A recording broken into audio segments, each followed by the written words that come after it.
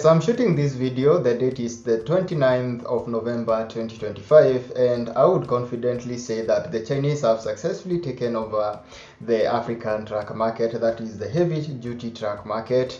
And it would be safe to say that out of 10 prime movers on the road, that is on the Kenyan roads currently, around 6 of them ni Chinese, and the number will only continue increasing in the coming days. Light truck manufacturers are not spared in this Chinese dominance.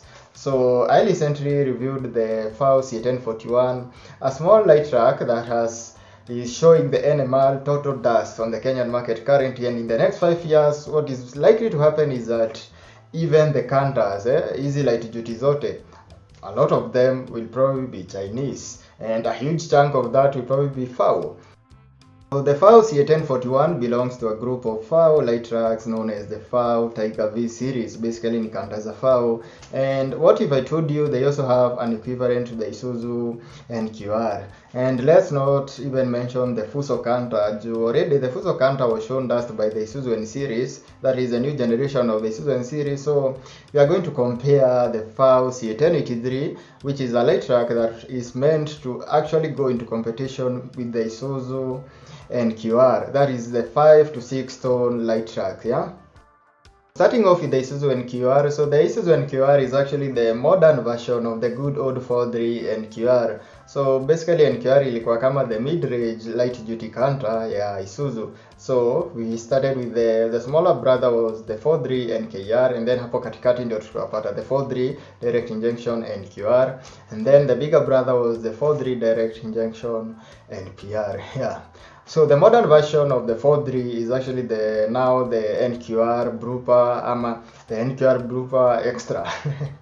Whatever version of the NQR.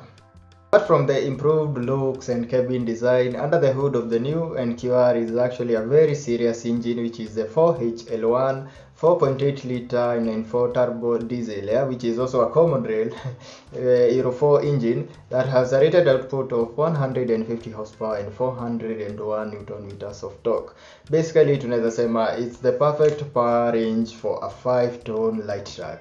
So the manufacturer's rating of the Isuzu NQR is actually 5 tons. So that is 5, tunaweza sema hata ni 5 to 6 tons, but imeratiwa at 5 tons. That is the load capacity.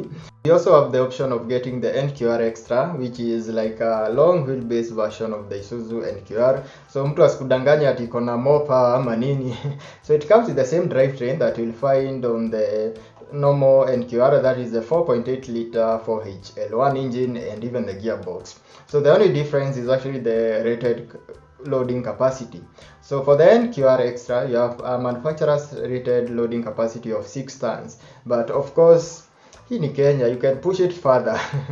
There are claims of some people that they are pushing it to 8 tons, which is not even recommended anyway, but the manufacturer's rating of the Extra is actually 6 tons. So tunasema ukipush sana maybe 7, and for the normal NQR is actually 5 tons, so the max you should do on that thing 6 tons. Kikuja kwa pricing, so the NQR is retailing at around 4.9 to 5 million Kenya shillings, which is not bad anyway for a 5-tonner light truck. So basically ukiangalia hata competition ziko almost the same range, so you can't complain much about the pricing at this point.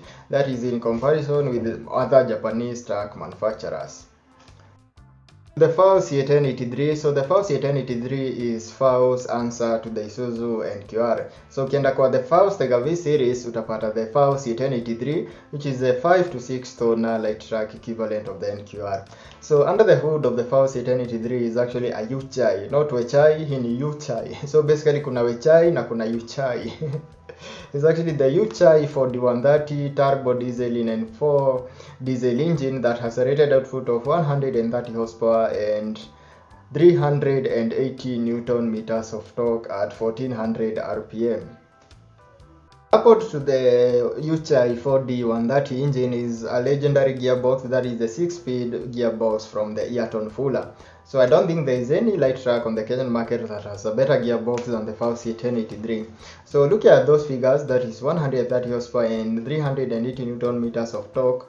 Someone anaweza argue that the Isuzu NQR is slightly it's more powerful than the FAW CA 1083. So, and comparing that 150 horsepower and 401 Newton meters of torque on the NQR.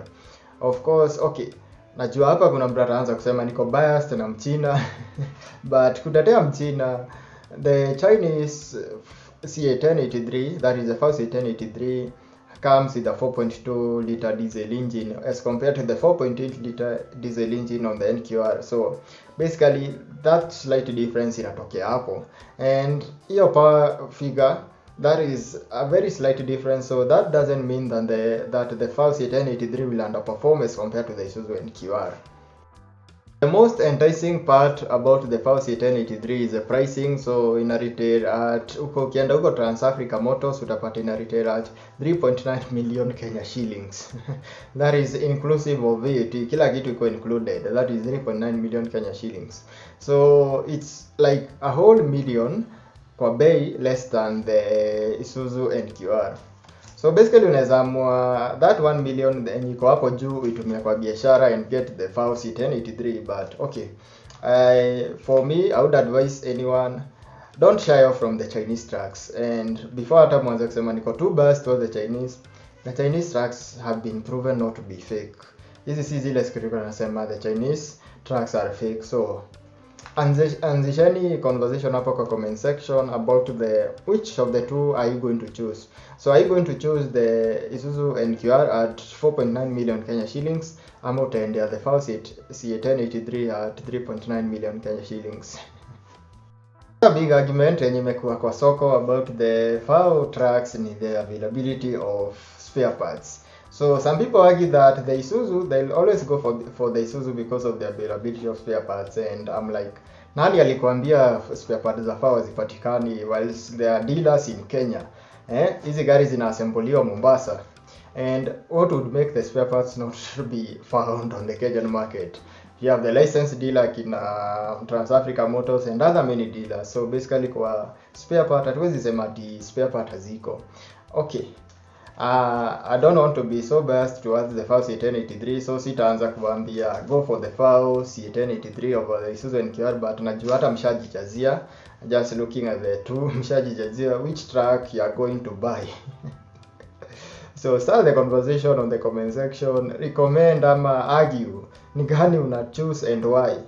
Yeah, so thanks for watching.